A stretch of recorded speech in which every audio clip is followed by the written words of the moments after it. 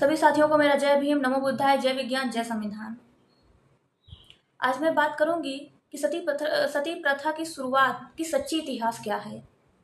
इसकी मनगढ़ंत इतिहास क्या थी, ये तो मैंने पहले ही वीडियो में बना चुकी हूँ। आज मैं बताऊंगी कि सती प्रथा की सच्ची इतिहास क्या है। हिंदुओं को कहाँ से प्रोत्साहन मिलता था सती प्रथा महिलाओं के ऊपर थोपने के लिए। तो हिंदुओं का एक ग्रंथ है जिसका नाम है पराशर स्मृति। एक तो मनुष्य स्मृति है, उसमें भी महिलाओं के बारे में सारा उटपटांग बात ही लिखा गया है कि महिलाओं के साथ ये होना चाहिए, वो होना चाहिए।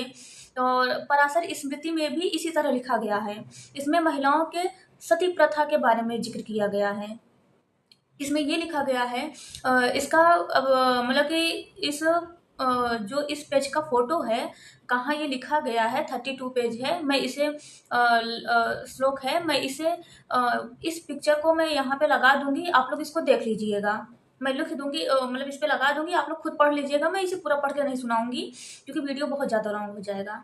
तो इसमें ये लिखा गया है कि जिस महिला का पति मर जाए, मतलब मर जाए, उस महिला को पति की चिता पर सती हो जाना चाहिए और वही एक पवित्र महिला है। अगर वो उस पर सती नहीं होती तो वो एक पवित्र महिला नहीं है। इस मतलब कि इस पराशर स्मृति में इस बारे में जिक्र किया गया है। यहाँ से हिंदुओं को प्रोत्साहन मिलता है सती प्रथा महिलाओं के ऊपर थोपने के लिए। तो मैं उन महिलाओं से पूछती हूँ जो आज कट्टर हिंदू महिला बने घूमती फिरती हैं, बाबा साहब को गालियाँ देती हैं, उटपटांग बातें बोलती हैं। अरे उनसे मैं कहना चाहती हूँ, जाके पहले अपना इतिहास तो जानो कि तुम्हारे साथ हुआ क्या था।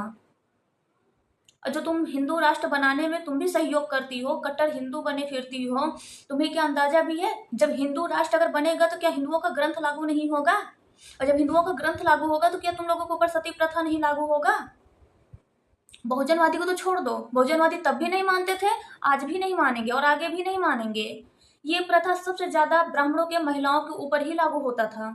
वो अपने महिलाओं के ऊपर ही ज्यादातर लागू करते थे, बल्कि बहुजनवादी जो हैं उन्हें बचाने की कोशिश करते थे। इसीलिए जो मतलब कि कहा जाता है ना कि जो एक ब्राह्मणवादी और एक बहुजनवादी के संयोग से जो बच्चा पैदा होता था उसे प्रचंड बोलते थे। तो मुझे महिलाओं से ही पूछना है, आप हिंदू राष्ट्र बनाने पे जो लगी हो, हिंदू राष्ट्र बनाने में जो सहयोग करती हो, कट्टर हिंदू बने फिरती हो, क्या अंदाजा है इसका? क्या होगा आने वाले समय में जब ये हिंदू राष्ट्र बन जाएगा? अब मुझे उन लोगों से भी पूछना है, सभी लोगों से जो हिंदू राष्ट्र बनाने पे तुले रहते हैं। अरे क्या होगा आपके बहन बेटियों के साथ जब हिंदू राष्ट्र बन जाएगा? क्या जब हिंदू राष्ट्र बनेगा तो क्या उनके ऊपर सती प्रथा नहीं लागू होगा? और खासकर मैं महिलाओं से ही ये सवाल करती हूँ, जाकर अपना इतिहास देखो, अपना इतिहास पढ़ो, तब समझ में आएगा कि हाँ हिंदू राष्ट्र बनना चाहिए कि नहीं बनना चाहिए। और महिलाएं जाकर पहले अपना इतिहास जाने। कोई भी महिला आज अपना इतिहास नहीं जानना चाहती है कि हमारे साथ क्या हुआ था और ये कैसे कैसे षड्यंत्र हमारे साथ किया गया था।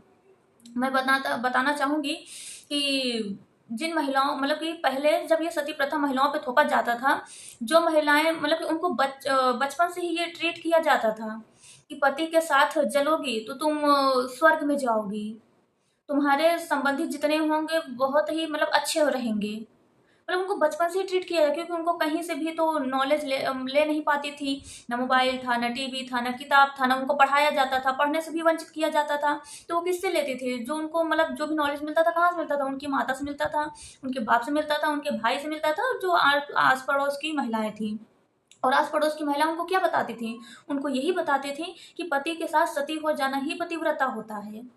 और जो महिला सती नहीं होती थी उनको देश भर की तानाएं दी जाती थी। विधवा होने पर उनको मतलब कि उनका जीवन एकदम नरक बना दिया जाता था। मोटे मोटे कपड़े पहनाए जाते थे, बाल छिलवा देते थे, पैदल चला जाता था, एकदम स्वादहीन भोजन दिया जाता था। तो कुछ महिलाएं इससे सोचती थी कि अच्छा है कि मैं सती ही हो जाऊं, लेकिन कुछ महिलाएं ऐसी भी थी जो डरती थी सती होने से, लेकिन उनको जबरदस्ती सती कराया जाता था। उनके अगल बगल क्या बोलते हैं, इतने मतलब कि ब्राह्मण खड़े रहते थे, इतने लोग खड़े रहते थे जो बड़े बड़े लाठी लिए रहते थे। और उनको जबरदस्ती मतलब कि वो अगर भागने की कोशिश करती थी तो उनको जबरदस्ती उस लाठी के सहारे दबा दिया जाता था, हिल डुल ना पाए। और बड़े ही ढोल नगाड़े के साथ उनको जलाया जाता था। अब ढोल नगाड़ा क्यों वहां पे यूज करते थे? इसलिए यूज करते थे ताकि अगर वो चीखे चिल्लाए तो उनकी आवाज दूसरे तक ना जाए। और इसका सबूत भी है, कई प्रूफ भी है, कई विदेशी यहाँ आए हैं, कई लोग आए हैं और वो सती प्रथा का जिक्र भी किए हैं, बताए भी हैं कि भारत में ऐसी ऐसी प्रथा का मतलब कि चलन था। तो मैं क्या ही बोलूं। अब भारत की महिलाएं तो बिल्कुल अपना इतिहास ही नहीं जानना चाहती हैं, बस वो कट्टर हिंदू बनना चाहती हैं। बस मेरा यही निवेदन है सभी महिलाओं से कि अपना इतिहास जानो, अपने बारे में जानो और फिर इन सब चीज़ों की बात करना। आप लोग ज़्यादा से ज़्यादा इस वीडियो को शेयर करिएगा ताकि जितनी भी महिलाएं हैं, और खासकर मैं महिलाओं से कहूँगी, जितनी भी महिलाएं हैं इस वीडियो को शेयर करिएगा और भी महिलाओं को इसके बारे में पता चले और वो भी अपना इतिहास जानने की कोशिश करें। आप सभी को मेरा धन्यवाद।